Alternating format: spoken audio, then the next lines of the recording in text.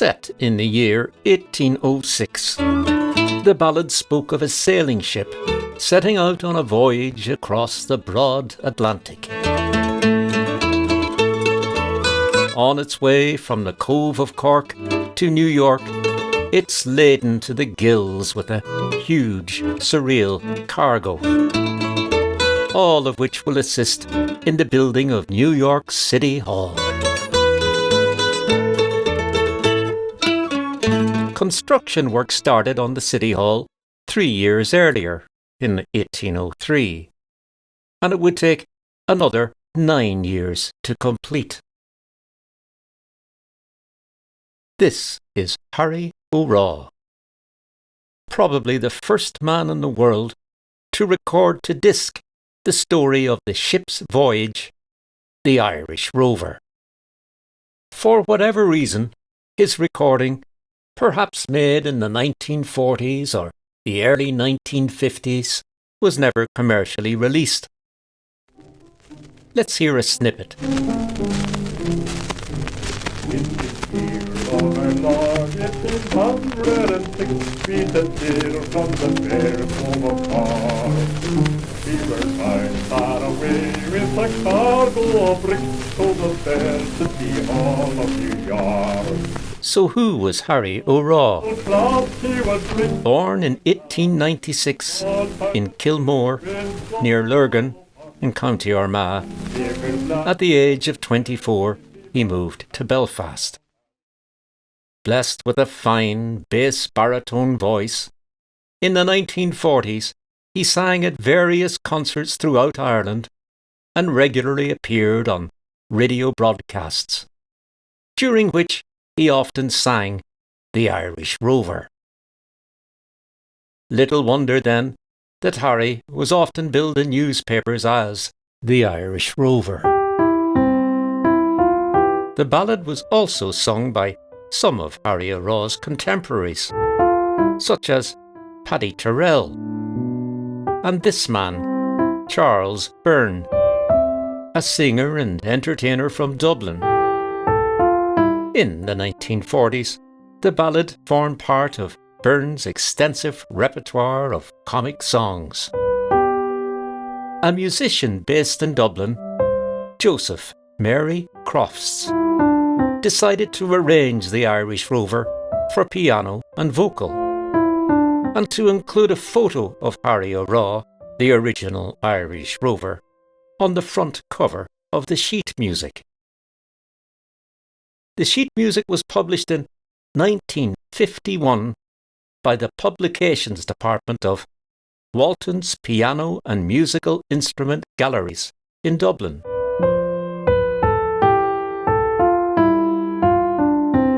Although Harry only recorded 4 verses to disc, Crofts' arrangement had a total of 7 verses, which, in later recordings by other artists, would be whittled back to 5 or 6.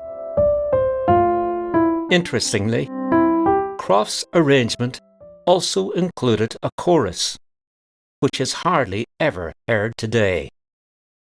Here it is.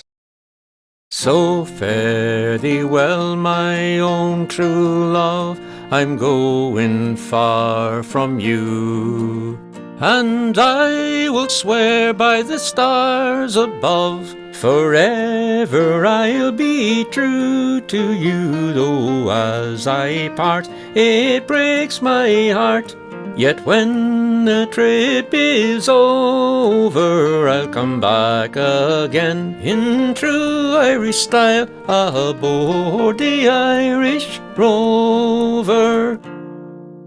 Crofts' Irish Rover was officially copyrighted on the 14th of April 1951 at the Library of Congress Copyright Office in Washington. And so to the ballad's origins. Though it is sometimes dated to the mid-19th century, I would wager a safe bet that the Irish Rover, which has all the hallmarks of a music hall ditty, was written in the latter half of the 19th century or in the opening decades of the 20th. In the 1930s, the ballad was frequently sung by nature-loving campers from Glasgow University who, in the summer months, pitched their tents on the Loch Lomond island of Inchcalioch, Scots Gaelic for the Isle of the Old Hag. On the 24th of August 1934, the Motherwell Times published the song of Inchcalioch Camp, the Irish Rover. "This old song had a fine rollicking tune," said the paper, and was now a standard around the campfire in Inchcalioch. Moving on now to May 1943, when the lyrics of the Irish Rover were published in the Belfast-based newspaper, the Irish Weekly and Ulster Examiner. In this particular version, some person unknown decided to add a brand new chorus, and in so doing, internationalised the profile of the ship's crew, with Donoghue and McHugh from beside Waterloo, with McNeil and McShane from the Rhine, with McCudd and McSpud from the land of the flood, with McBlade and McDade and O'Brien, with McGee, McEntee, and a big Portuguese, and Michael Maguire from Dover, and the man McMccann from beyond Turkestan was the skipper of the Irish Rover. Whoever wrote the lyrics, both the original and the amended, was clearly enjoying the challenge of toying with absurd yet clever rhyme, and as the years went on, the story of the crew's experience on board the Irish Rover became even more adventurous, even more ludicrous.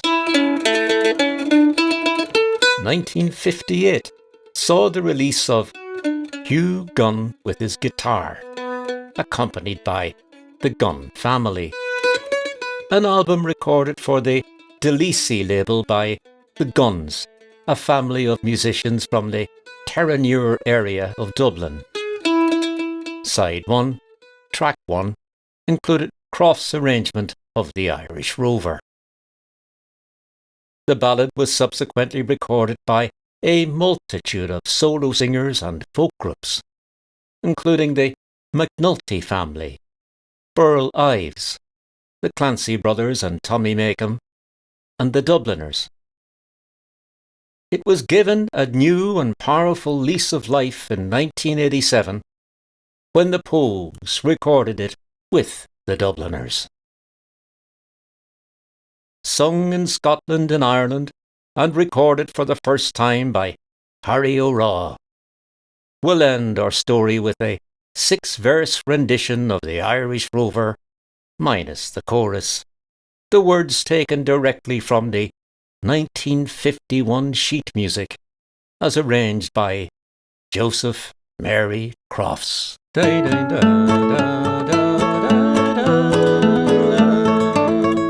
On the 4th of July, 1806, we set sail from the sweet cove of Cork.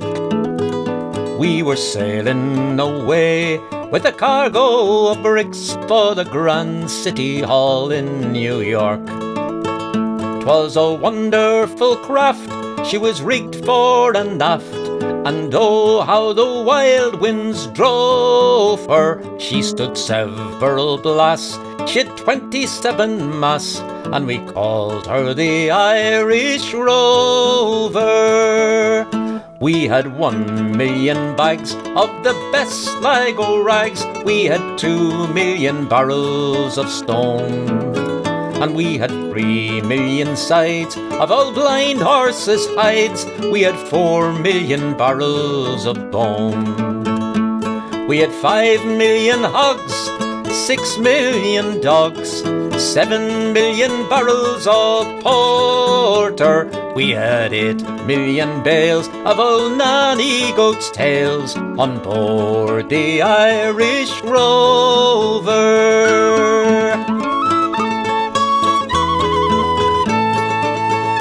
There was old Mickey Coot, who played hard on his flute when the ladies lined up for a set.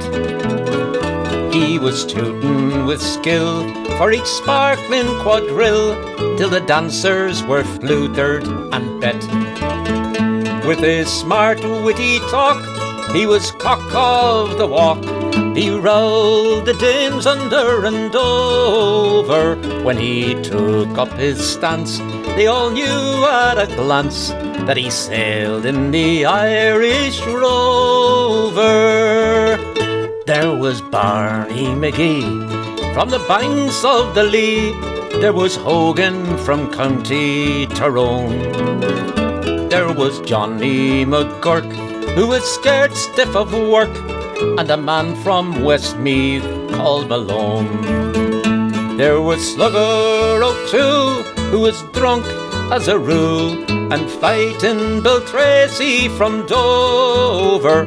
There was Dolan from Clare, just as strong as a bear, all on board the Irish Rover.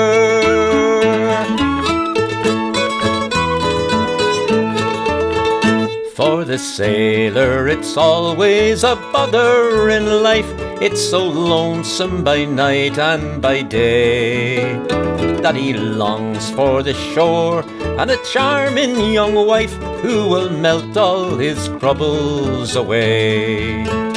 All the noise and the rout, swilling, poaching and stout, for him soon is done and over.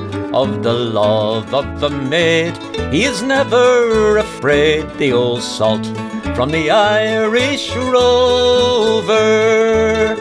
We had sailed 7 years when the measles broke out.